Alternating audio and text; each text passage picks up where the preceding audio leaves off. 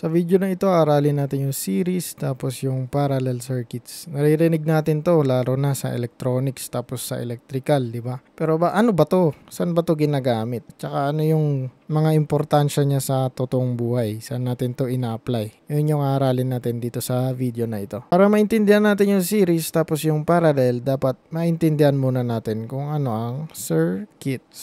So, unahin natin to. Yung circuit, yan yung daanan nung electrons. Required na ang circuit ay closed loop.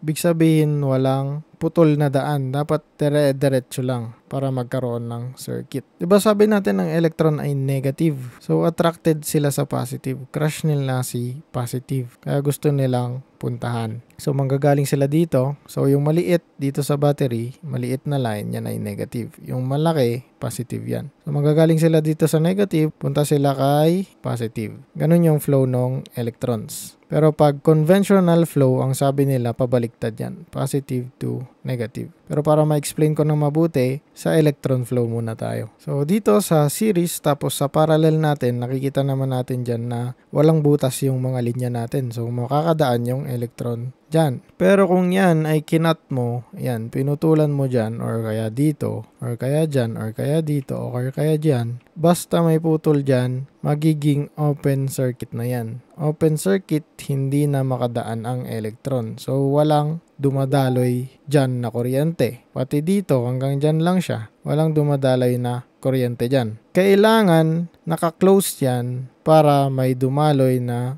kuryente. Okay? So ano yung ginagamit natin na component para kontrolin kung gusto natin padaluyin yung kuryente or gusto nating putulin yung kuryente? Tinatawag natin yan na switch. Yung itsura ng open switch, ganito. Ganyan. Yan ay off state. Bakit off? Kasi hindi naman makadalo yung kuryente dito, di ba? Pag nakaganyan, hindi naman makadalo yung kuryente dyan. Kasi open pa rin dito. So, open or off state. Pag closed or on state, yan, lagyan natin ng ganito para maintindihan nyo. To closed or on state, pwede dumalo yung kuryente kasi walang butas. So, ito parang buong linya na lang. Ganyan. Pati ito. Ganyan. So, kung gusto nyo kontrolin yung daloy ng kuryente na on or off lang, kung gusto nyo padaluyin or hindi padaluyin, anong gagamitin? Switch. Okay, dinaanan lang natin yung switch para lang may idea kayo kung paano siya gamitin or ano yung prinsipyo behind yung sa switch. Kung paano gumagana yun. Kung bakit namamatay yung ilaw, kung bakit nag-on yung ilaw pag pinipindot pataas or pababa yung mga switch. Ganun yun.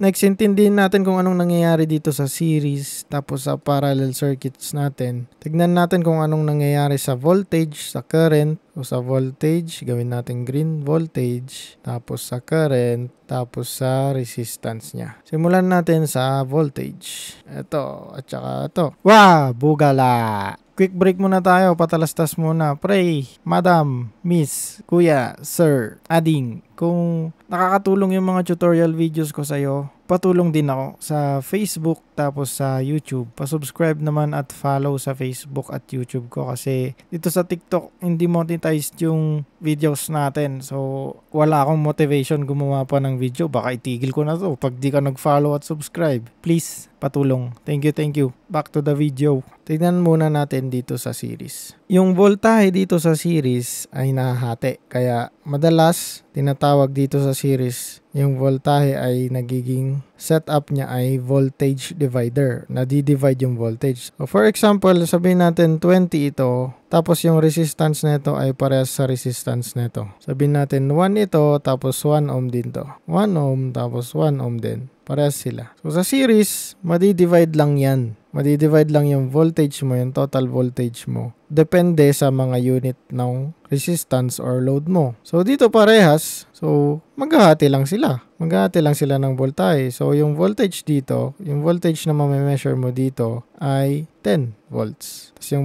yung voltage na ma-measure mo dito, 10 volts. Ang tawag dito sa mga measurement ng voltage sa load mo, ito isang load, pangalawang load, yung total niyan, yung mga voltage drop mo ay equal sa total voltage mo. So, nag-share lang sila dyan sa series. Okay, gets natin yung sa series ko. So, kung tatlo to, may resistance pa kunwari dito. Ayan. Tapos 1 ohm din. So, divided by 3 mo na yung 20. Pero kung iba yung value niyan, sabihin mo 3 ohms, mag-iiba din yung 10 volts dito, tsaka yung 10 volts dito kasi, tapos 3 volts dito kasi magkakaiba na sila ng value. Pero, ang principle lang dyan, hinahati-hati ng mga load mo yung voltahe dito sa series. Okay? Hati-hati sila. Tignan naman natin dito sa parallel. Sa parallel, mapagbigay yung voltahe. Kasi kung anong meron sa kanya, gusto niya nandun din sa mga kaparallel niya. So, for example,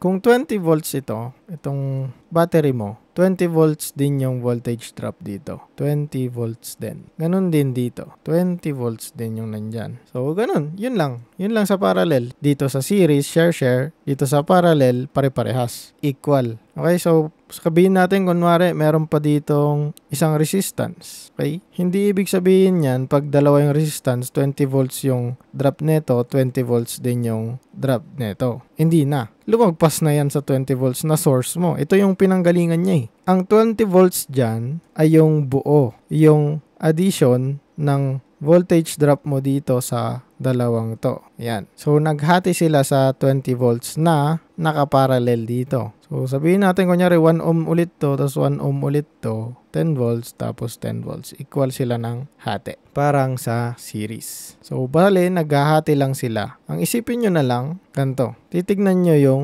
connection ng dulo to dulo ng linya. So, ito yung linya, di ba? Ito yung linya. Titignan nyo yung dulo to dulo niya. Nakakonect ba yan sa terminal ng voltage mo? Kung oo ang sagot, yung linya na yon 20 volts yung nandun. Parang ito, isang linya to, di ba? 20 volts yung total dyan. Ayan, 10 volts plus 10 volts. Pag wala tong, pag wala yung 3. So, buray na lang natin to. 10 volts plus 10 volts. So, ganun din yung isipin nyo dito. Tingnan nyo. Tuldok dito. Itong linya na ito, yung voltahe dyan, 20 volts. Tuldok dito, yung voltahe dito sa linya na ito, 20 volts kasi diretso sila doon. Positive at negative terminal nung source mo. Okay, ganun lang sa series at parallel yung voltage. So, dito, yung VT mo ay equal sa voltage drop ng una plus voltage drop ng pangalawa na resistor. Ito tapos ito. Dito naman, parehas, equal lang. Yung voltage drop mo sa una dito, ito yung una na sinasabi ko, yung 1, tapos ito yung 2, ay equal lang sa voltage drop nung pangalawa. Or wag na natin lagay ng D. V1, V2 na lang para hindi nakakalito. Okay, ayusin din natin to. Sabihin natin parehas yung resistance na nilagay natin. So, ito parehas dyan. Tapos ito parehas dito. So, lipat naman tayo sa current. Paano naman dumadaloy yung current? Diba sabi natin yung current ay yung rate of flow ng electrons. Yung rate ng paggalaw ng electrons sa circuit. So, pagbutas ulit to, walang current na daloy. Kasi nga, hindi makadaloy yung electrons. So, dapat naka-close yan. Ang gusto ng electrons, negative to positive sila. So, dito sa series, yung current mo, observean natin. Ito yung electron mo, di ba? Pupunta sila dito. Tapos may resistance, mahirapan sila. Pero makakadaan pa rin. Tapos mahirapan ulit. Pero makakadaan pa rin. Tapos makakapunta dito. So, yung current mo ay hindi nagbago kasi iisa lang yung path. Para maintindihan nyo, tignan naman natin dito sa parallel. So, pupunta sila dito. Tapos dito, may choice sila. Dito sa point na to, may choice sila kung saan sila dadaan. Dito ba or dito? Diba? Dalawa yung way nila. So, maghahati. Maghahati yung current mo. Meron dito, tapos meron din dito. So, may I1 ka dito, tapos I2 ka dito. So, yung current na dumadaloy dito sa R1 mo, sa resistance 1 mo, ay iba. Tapos yung sa resistance 2 mo, iba rin yung dumadaloy na current. Pero dito, so yung I1 mo na dumaloy dito sa resistance mo, parehas sa IT. So, wag na natin lagawin na I1 yan, IT na lang. Diba? Pati yung dumaan dito, parehas lang. Hindi nabawasan eh. Iisa lang yung daanan nila eh. E di IT na rin yan. So, yung I1, I2 mo dito ay equal lang. Equal to, equal yan, equal yan. Okay, yung dumadaloy dito sa resistance mo, pare-parehas dun sa kayang i-deliver na current ng source mo. Dito, nahati kasi may daanan yung iba. So, ang gustong daanan ng mga electron yung madali kasi nga crush nila si positive, di ba? Gusto nila mabilis sila makapunta dun. So, kung mas maliit yung resistance nito, mas madami yung current na dadaan dyan. Mas mataas yung current na dadaan dyan. Kung mas malaki naman yung resistance dito, mas mahirapan sila dumaan, ayaw nila dyan. So, kukunti lang yung dadaan dyan. Yung mga syunga lang na electrons yung dadaan dyan. So, dito sa IT, yung I1 mo, tapos I2 mo, pag pinag-add, I total. So, pag nagsama yan dito, so, nagsama itong I1, tapos I2 dito sa point na to, edi, iisa na lang ulit sila, di ba? Isang daloy na lang ulit yan. IT ulit yan. IT yung nandito, yung unang daloy, yung manggagaling dito sa 20 volts mo, IT yan. Tapos mag-i-split dito, yung iba dito, yung iba dito. Pero magsasalubong din lang dito sa point na to. Yan yung total. Parehas lang dito. Okay? Ano lang, iisipin nyo lang yung behavior nung electron mo para magets mo yung current. Okay, nagets na natin yung voltage tapos yung current. Next naman, yung resistance. Lagay natin RT. Paano yung behavior ng resistance dyan? So, titignan natin dito sa series. O, tignan ulit natin yung behavior ng electron. So, pupunta sila dito, dadaan, tapos may hirapan sila.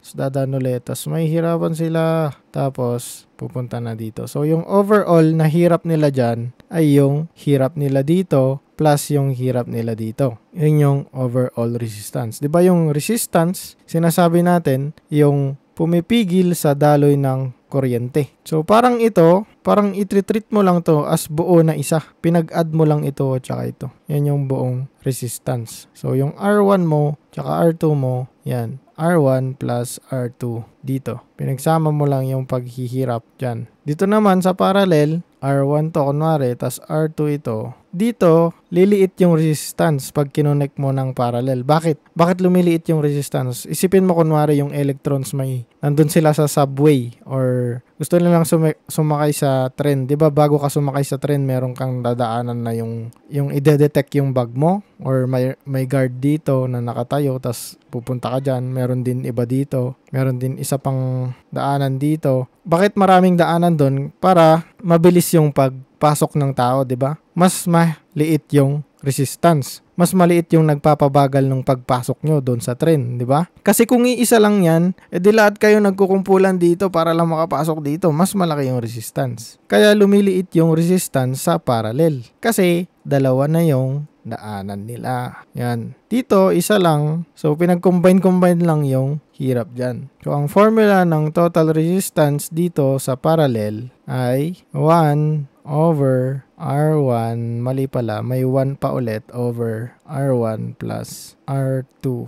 1 over din yan. Pero para mas malinis tignan, parehas lang yun dito. Sa 1 over R total equals 1 over R1 plus 1 over R2. So, itong mga to madaling intindihin, no? Kasi walang over yung mga yan, equal or plus lang. Intindihan natin saan to nakuha. Paano yan nakuha? Bakit ganyan? Nanggaling lang yan sa formula ng current. Okay, solve natin para maintindihan natin. Diba yung IT equal daw sa I1 plus I2. Sa parallel to parallel yung ine-explain ko. Kasi siya lang yung weird. Bakit siya may over? Intindihin natin yan para madaling i-memorize. So yung I total mo equal sa I1 tapos I2.